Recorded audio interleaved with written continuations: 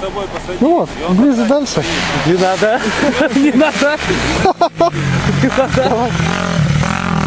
Ну вот. Вон он, я не еду. Вот трамплин сейчас как раз вот выйдет. Вот ближе дальше. И потом меня вот когда здесь. На, держи.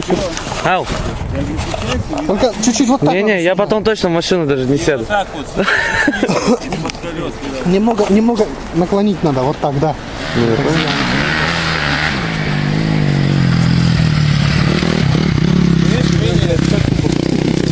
Я его на бурку завалил, у меня щелка сломалась. Не сама ручка.